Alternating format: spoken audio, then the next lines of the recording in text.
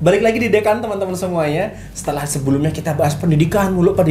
Sekarang kita agak geser dikit ke jurusan yang murni membahas sebuah keilmuan, sosiologi.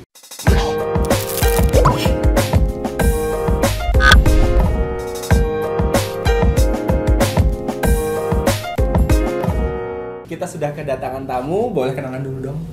Halo, nama aku Lintang Asadelma, mahasiswa sosiologi semester 7 sekarang. Semester 7? Iya. Berarti, ini udah semester ganjil ya? Iya, udah masuk semester ganjil. Oh, berarti semester 7, semester 8. Rencana sampai semester berapa? Waduh, kalau bisa maksimal 8 dong. Jangan lebih ya? Iya. Karena untuk teman-teman saya alhamdulillah nambah gitu ya dari semester 8 karena merasa kurang itu untuk informasi kepada mereka. Oke, sosiologi artinya ya? Iya. Sosiologi kan teman-teman ini kan ya kita tahu lah, sama-sama tahu gitu ya kalau di sekolah itu ada pelajaran sosiologi. Begitupun yang episode sebelumnya biologi gitu, ada pelajaran biologi. Sosiologi ini pendidikan sosiologi atau sosiologi yang benar-benar membahas sebuah ilmu dari sosiologi?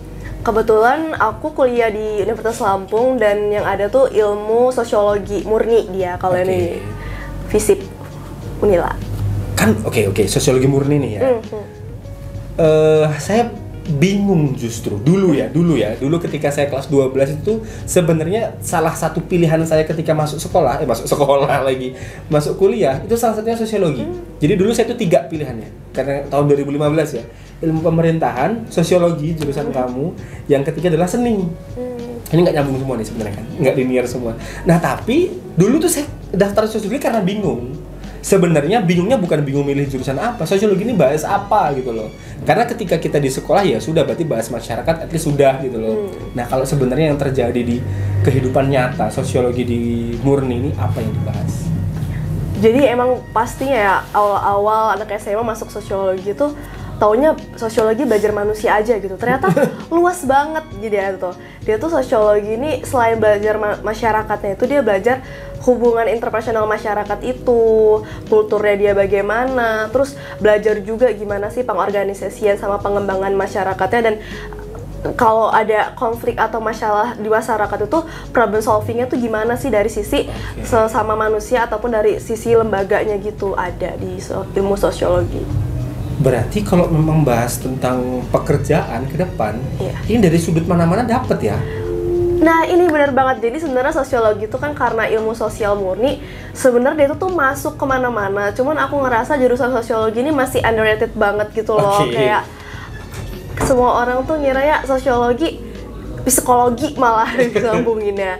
Padahal tuh enggak, sosiologi ini bisa banget buat nyambung ke kerja kayak di instansi pemerintahan atau di human resource, public speaking, jurnalisme tuh bisa di sosiologi. Gitu. Tapi ngomong-ngomong sosiologi Unila kan ya? Iya. Ngomong-ngomong sosiologi Unila, kemarin keterima jalur apa? Tahun 2020 berarti? Iya, aku angkatan 2020. Kalau tahun aku itu jalur undangannya masih SNMPTN. Masih SNMPTN. Iya. Berarti Oke, masih SNMPTN berarti ya? Iya. Berarti SNMPTN keterima ya? Iya, alhamdulillah dapat undangan. Berapa pilihan sih dulu? Dua pilihan? Dulu 2 pilihan aja undangannya. Apa aja tuh dulu? Dulu kebetulan aku tuh milih sosiologi di opsi kedua. Yang pertama? Yang pertama tuh hukum. Kenapa gagal di hukum kira-kira? Kalau menurut aku sih dari kan ada ranking paralel di sekolah itu kan ya. Dan mungkin untuk kuotanya itu kebetulan teman aku tuh satu kelas juga, daftar hukum juga. Peringkat aku sama dia tuh kebetulan beda 2 peringkat gitu. Lebih bagus dia. Iya, dia peringkat 6, aku di peringkat 8. Nah, ini salah satu strategi buat teman-teman yang mau daftar SNMPTN atau SNBP. Ini udah dibocorin di sini nih. Jangan sama-sama deh, udah jangan ini. Kalau lu peringkatnya lebih rendah, istighfar aja deh. Ini cari jurusan lain atau cari kampus lain gitu. Yang jurusannya sama. Karena ya daripada memupuk harapan yang tidak terpupuk gitu kan. Oke. Itu kan sosiologi nih. Banyak banget yang tanya antara sosiologi itu sebetulnya apa bedanya, kan ilmu manusia ya, ilmu masyarakat gitu kan. Apa bedanya sama antropologi? Bedanya tadi kan aku bilang sosiologi itu dia fokusnya ke masyarakat. Nah, tapi kalau antropologi itu dia lebih menjurus lagi lebih ke spesifiknya manusia dan kebudayaannya. Kalau sosiologi tuh lebih ke hubungan antara masyarakat, masalah-masalahnya, hubungan sosial, terus pengembangannya. Tapi kalau antropologi tuh dia fokusnya ke manusia, ke budaya tadi, ke fisiknya, sampai bahkan kayak evolusi manusia tadi, manusia purba juga tuh kalau nggak salah dipelajarin sih di antropologi. Iya. Berarti sebenarnya karena ilmu sosiologi dan ilmu murni, ilmu sosial, berarti psikologi, antropologi, kriminologi bahkan itu anaknya sosiologi berarti. Betul, tapi kalau sosiologi sendiri dia tuh turunan dari filsafat itu. Jadi filsafat, sosiologi, terus ilmu-ilmu sosial yang lain. Ilmu sosial yang lain. Iya. Berarti bapaknya sosiologi adalah filsafat. Iya. Oke. Buyutnya deh. Sekarang semester 7. Betul. Artinya lagi skripsi. Ya, alhamdulillah udah sempra bulan kemarin. Udah sempro. Ntar lagi mudah-mudahan cepat selesai. Amin, amin.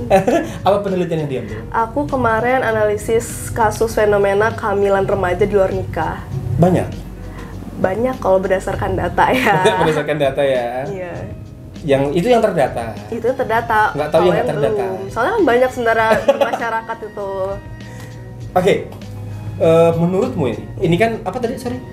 Penelitiannya? Aku tentang kehamilan remaja di luar nikah. Kehamilan remaja di luar nikah. Ya Iya. berarti yang dibahas di sosiologinya adalah apa penyebabnya, Betul. solusi penanggulangannya kayak gitu ya. Iya, betul. Oke. Menurutmu seberapa penting ilmu sosiologi di dunia nyata gitu? Ini aku bukannya karena promosi ya, Iya, tapi iya. menurut aku bener-bener kayak wah, ternyata seguna itu loh ilmu sosial ini di masyarakat karena kita hidup bersosialisasi Betul. sama manusia gitu. Jadi kadang sebelum masuk sosiologi tuh kadang kalau kita ketemu masyarakat tipe A atau tipe B, kita kayak aduh males deh mereka kok kayak gini. Tapi setelah masuk sosiologi gitu, banyak ketemu jenis-jenis masyarakat, ternyata aku malah Jenis-jenis dapat manusia. bener-bener kayak misalnya ada masyarakat kampung begal, atau ada juga masyarakat yang di Indonesia ini dia belum meluk agama sama sekali, ada juga. Dan itu benar-benar malah dapat ilmu baru gitu. Ternyata beragam sekali manusia di sini. Jadi aku juga dapat ilmu baru gimana sih untuk mempromosikan diri kita dalam kondisi tersebut jika kita terjun dalam masyarakat yang seperti itu. Oke. Berarti kan memang banyak banget ya, artinya yang penuh kasus dan penuh masalah gitu kan di sosiologi ini kan. Tapi menurut kamu deh gini, kan kamu masuk ke apa tadi, misal ya sebenarnya yang mengidentifikasi itu lokalisasi ya kita, yang mengidentifikasi itu kampung begal ya kita sendiri gitu kan ya. Nggak tahu nyatanya, makanya itu tujuannya ada riset begitu kan ya. Tapi menurut kamu ya, siswa atau orang seperti apa yang layak, saya bilang layak deh atau cocok masuk ke sosiologi? Karena untuk jurusan yang seperti ini mungkin barangkali nggak semuanya cocok gitu kan. Orang yang masuk sini kan, walaupun ini membahas masyarakat gitu. Kalau menurut aku, untuk kalian anak-anak SMA yang mau milih jurusan kuliah yang cocok masuk sosiologi itu kalian yang benar-benar tertarik sama kehidupan gitu, sama manusia, sama kultur-kultur manusia, kebudayaan manusia, yang kalian tuh ingin terjun langsung gitu loh ke masyarakat, kayak ingin melihat berbagai jenis masyarakat apa sih yang ada di dunia, yang ada di Indonesia. Itu cocok deh kalian masuk sosiologi. Oke, karena memang pernah ada case kenapa aku tanya ini gitu ya. Temanku itu tuh nggak ini loh, dia orang yang tertutup gitu. Very introvert lah, bukan hanya introvert ya, tapi very introvert gitu. Bahkan teman dia SMA bisa dihitung jari satu tangan satu gitu, nggak nyampe 5 artinya maksudku adalah orang yang seperti ini tidak akan bisa sangat sulit untuk bisa masuk ke dunia yang sangat ekstrovert ini gitu kan, sangat terbuka. Dia masuk ke lokalisasi, contoh kayak dosen saya itu kan, contoh kayak kamu tadi penelitian adalah kehamilan di luar nikah, artinya kan bukan cuma 1-2 orang yang bakal ditemui. Iya, betul. Iya kan? Artinya mungkin ya hanya orang-orang ekstrovert yang layak atau cocok banget masuk ke sini gitu kan. Nah, ini teman-teman harus mulai memapping dirinya itu sebenarnya kamu itu orang yang seperti apa. Jangan sampai karena temanku masuk sosiologi nih, oh ternyata Kak Lintang nih masuk sosiologi, aku pengen masuk sosiologi. Jangan sampai gitu kan ya. Jangan sampai, karena keberhasilan kita di sebuah proses adalah bergantung dengan diri kita sendiri. Gitu teman-teman. Nah, sekarang semester 7 nih. Anyway, sekarang semester 7. Apa mata kuliah paling susah? Sebenarnya bukan susah karena mata kuliahnya ya, tapi lebih ke ngejalaninnya. Jadi tuh ada mata kuliah pengembangan sama pengorganisasian ataupun manajemen masyarakat. Jadi kita tuh disuruh buat project, emang itu berkelompok, tapi itu project pengembangan suatu masyarakat. Dan itu tuh kita benar-benar harus mulai dari nol, nyusun project, buat jadwal kegiatan, terus konten kegiatannya tuh apa aja, itu benar-benar pure dari kita sendiri gitu. Jadi benar-benar manajemen waktunya, terus biaya juga, dan kayak kita benar-benar harus bisa juga membaur sama masyarakatnya itu, karena kan kita mau mengembangkan mereka, mau membantu mereka, tapi kalau kita nggak mau menyatu sama mereka, takutnya mereka nggak mau gitu. Susahnya di situnya sih. Di situ gitu ya.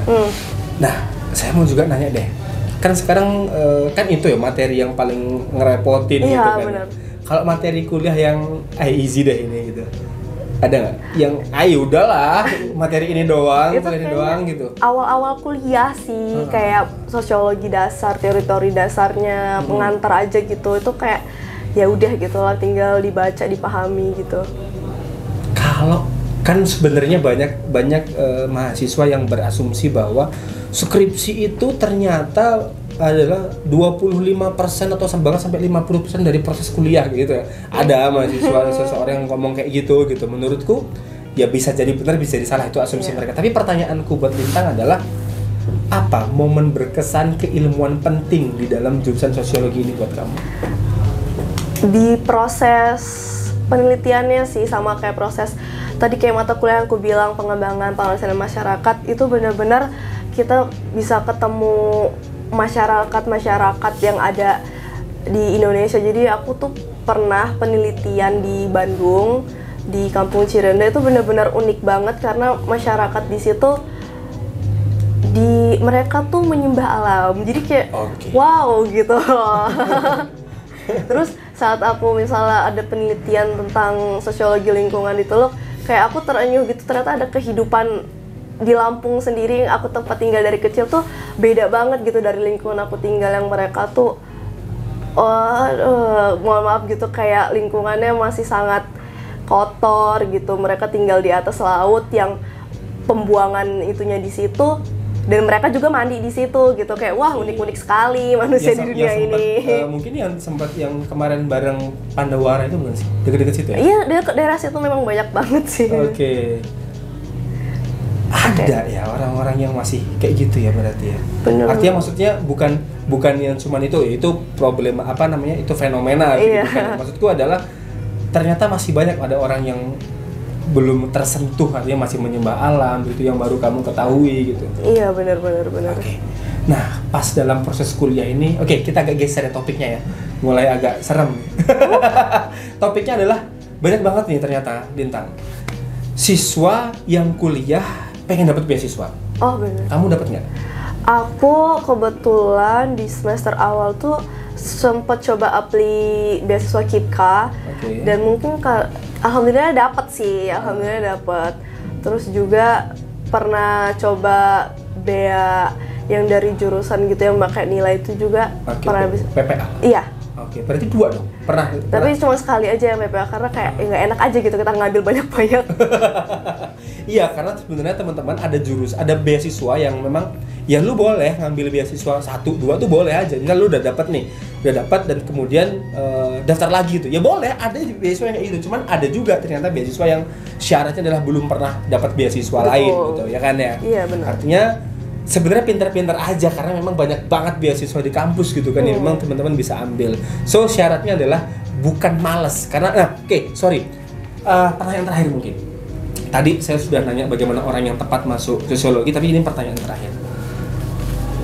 Apa pendapatnya Lintang tentang orang yang pengen kuliah tapi kerja dulu ngumpulin duit buat kuliah? Menurut aku is okay banget sih, karena aku juga punya teman yang dia tuh pernah gap year setahun atau 2 tahun dan dia tuh kerja dulu gitu. Menurut aku itu malah keren banget karena ya dia udah pernah ngalamin pengalaman kerja langsung gitu. Tapi walaupun dia udah pernah ngerasain uang, tapi dia masih punya semangat untuk belajar, tuh keren sih menurut aku. Tapi cukup dia duit itu buat kuliah? Menurut kamu lebih prefer lu kerja dulu atau langsung kuliah? Kalau menurut aku sebagai orang yang kuliah dulu, lebih baik kuliah dulu karena takutnya kalau kita tergoda ya? Iya, sudah tergoda. Padahal ilmu tuh penting banget. Betul. Bukan cuma karena untuk mencari pekerjaan, tapi untuk ngebantu kita berpikir lebih baik gitu. Iya, dan cerita barusan sangat salut begitu ketika ada orang yang mampu mengontrol dirinya ketika gue udah kerja, gue udah ngasilin duit gitu tapi gue mau kuliah. Karena menurut kamu banyak nggak sih orang-orang kayak gitu? Apa lebih banyak orang yang tergoda terus berhenti dan lanjut kerja gitu? Banyak banget, misalnya udah semester akhir terus dia tiba-tiba kerja, jadi males nih skripsi, yang padahal tanggung, tinggal sedikit lagi kita mau lulus. Bang. Ada ternyata ada yang belum selesai. Aku juga belum. Oke, itu teman-teman semuanya. Terima kasih sudah menyaksikan Dekati Jurusan. Kamu mau jurusan apa lagi yang pengen kamu bahas? Atau kamu kepo jurusan apa yang lain lagi? Boleh tuliskan di kolom komentar.